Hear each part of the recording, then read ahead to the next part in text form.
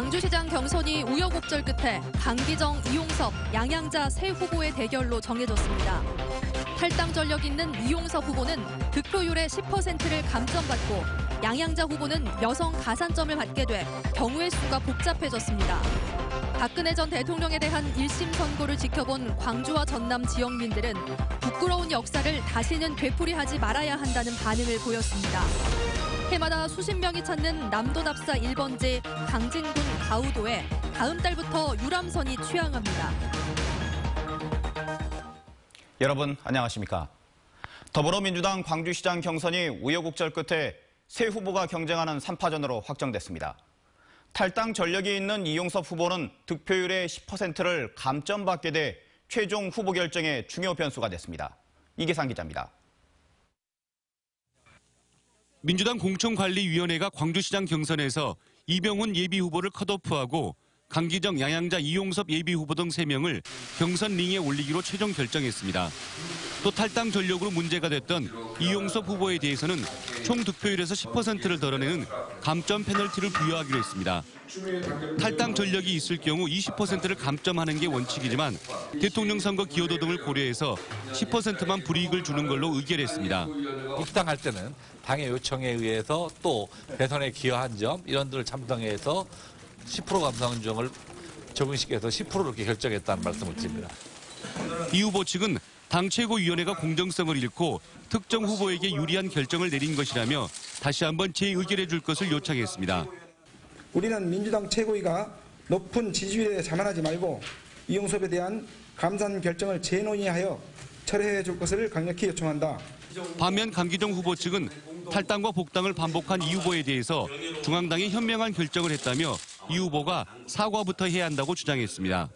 당원들과 시민들에게 솔직하게 고백하고 사죄하는 것이야말로 가장 기본적인 시민들에 대한 예의이자 도리입니다. 민주당 광주시장 경선 대진표가 후보 단일화와 컷오프를 거쳐 확정된 가운데 경선 일정은 당초 계획보다 사흘 늦춰져서 오는 18일부터 20일까지 서울 경기 지역과 함께 본경선이 치러집니다. MBC 뉴스 이계상입니다. 민주당의 광주시장 경선 판도는 이제 안개 속으로 빠져들게 됐습니다. 10% 감점이나 여성 가산점이 반영되면서 경우의 수가 매우 복잡해졌습니다. 승자를 따지려면 수학 계산이 필요할 정도입니다. 윤근수 기자입니다. 각종 여론조사에서 지지율 1위를 달리며 내친 김에 1차에서 경선을 끝내겠다던 이용섭 예비후보의 전략에 차질이 불가피해졌습니다. 반면 강기정, 양향자 예비후보는 추격의 발판을 마련하게 됐습니다. 가산점이나 감점이 없다면 1차에서 세 후보 중 누구라도 50% 이상 득표하면 됐지만 이제는 사정이 달라졌습니다. 가령 세 후보가 모두 50%를 득표했다고 가정하면 최종 득표율이 강기정 후보는 그대로지만 득표율의 10%가 감산되는 이용섭 후보는 45%, 10% 여성 가산점을 받는 양향자 후보는 55%가 되기 때문입니다.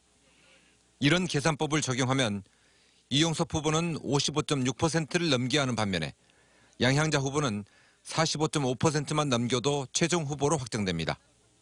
결선 투표로 갈 경우에는 계산법이 더 복잡합니다.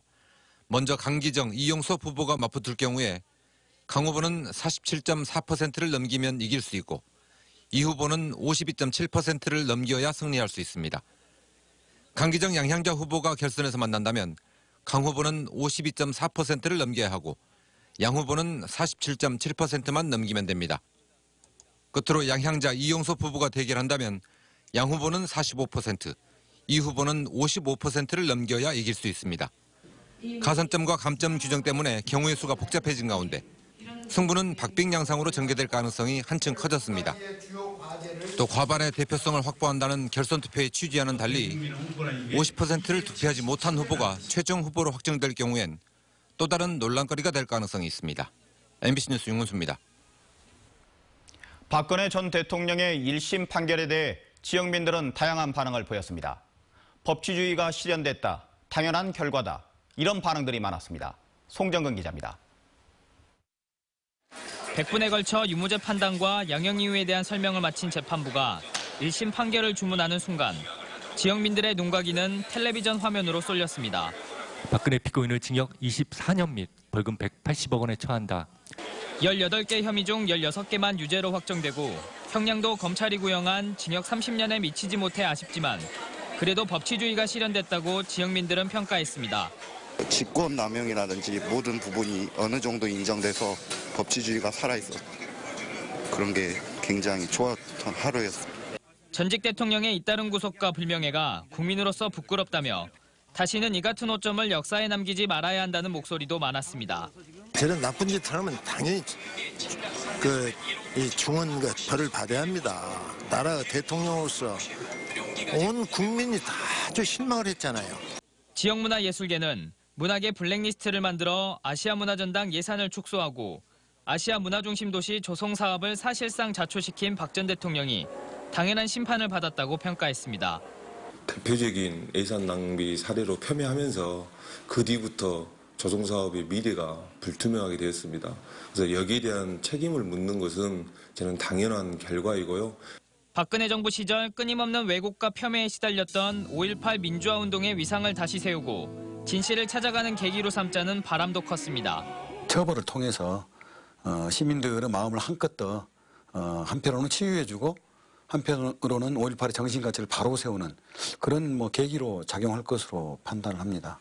박 전 대통령에 대한 중형 선고를 당연한 귀결로 받아들이는 반응처럼 정의로운 대한민국을 바라는 마음 역시 한결같았습니다. MBC 뉴스 송정근입니다.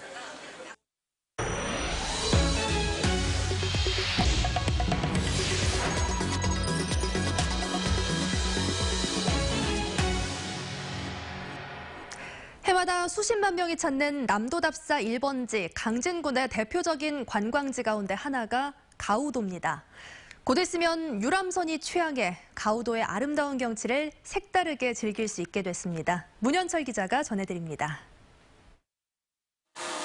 섬 양쪽에 출렁다리가 놓인 뒤로 관광객들의 발길이 끊이지 않는 강진 가우도입니다. 바닷가를 따라 건넌 나무 데크길과 국내 최장 길이의 짚트랙, 가족들이 함께 즐길 수 있는 낚시공원과 특산빵인 황가오리빵. 전국적인 입소문이 나면서 지난해만 90만여 명이 찾을 정도로 남도답사 1번지의 대표 관광지로 자리매김했습니다. 그저 바다도 잔잔하고 그냥 주변 풍광도 좋고요. 다리도 길어서 걷는 맛도 나고 굉장히 좋았습니다. 가우도에 또 다른 볼거리, 즐길거리가 생겨납니다. 집트랩 운영업체가 세일요트와 제트보트를 도입해 강진만 최초의 유람선을 운항할 계획입니다. 세일요트 65인승 1대, 제트보트 13인승 4대를 운영할 계획이고 5월 4일 날 오픈 예정입니다. 세일요트는 가우도의 여유로움을, 제트보트는 박진감 넘치는 스릴이란 차별화된 재미를 안겨줄 것으로 보입니다. 해양 레저의 메카로 뜨고 있는 가우도. 올해 관광객 100만 명 시대를 예고하고 있습니다. MBC 뉴스 문현철입니다. 금호타이어 채권단이 중국 더블스타와 신주인수 계약을 체결했습니다. 이에 따라 더블스타는 주당 5천 원으로 금호타이어의 6,463억 원을 유상증자하는 방식을 통해 금호타이어 지분 45%를 보유한 최대 주주가 됩니다. 채권단은 신주인수 체결 이후 방위산업 관련 승인이나 대출 만기 연장 등이 순조롭게 진행되면 7월쯤에 모든 절차가 마무리될 예정이라고 밝혔습니다. 전라남도 선거관리위원회는 임시전화를 개설해 선거 여론조사를 왜곡하고 조작한 혐의로 나주시장 예비후보의 측근 3명을 검찰에 고발했다고 밝혔습니다. 이들은 지난 2월 여론조사에 대비해 46대의 단기 전화를 개설한 뒤 일부는 휴대전화로 착신해 성별과 연령 등을 허위로 밝히는 방법으로 조사에 중복 응답한 혐의를 받고 있습니다. 광주 유대회 선수촌 사용료 지급 소송과 관련해 항소심 법원이 재건축 조합 측과 광주시 등의 항소를 모두 기각했습니다. 광주고법 제1민사부는 선수촌 사용료로 443억 원을 요구한 재개발 조합 측과 23억 원을 제시한 광주시 양측이 제기한 항소를 모두 기각했습니다. 이에 따라 1심 판결이 그대로 인정돼 광주시와 유대회 조직위 등은 재개발 조합 측에 83억 6천여만 원을 지급해야 됩니다. 민주노총이 도가니 사건의 피해자를 성폭행한 혐의를 받고 있는 광주 농아인협회장에 대해 수어 통역센터장 직무를 정지하라고 촉구했습니다. 민주노총 공공연대 노동조합은 오늘 성명서를 내고 장애아동 성폭행 혐의를 받고 있는 피의자가 직위를 이용해 피해자가 있는 기관에 수어 통역을 금지하는 등 부당한 지시를 내리고 있다며 광주시의 직무 정지를 요구했습니다. 타이어 금형제조 전문기업인 세화 IMC의 소액주주들이 검찰에 조속한 수사를 촉구했습니다. 소액주주 20여 명은 집회를 갖고 구경영진의 횡령 배임으로 인해 건실한 기업인 세화 IMC가 부실해졌다며 검찰이 서둘러 진상을 파악해달라고 요구했습니다. 세화 IMC 현 경영진은 지난 2일 특정경제범죄 가중처벌법 위반 혐의로 구경영진 4명을 검찰에 고소했습니다.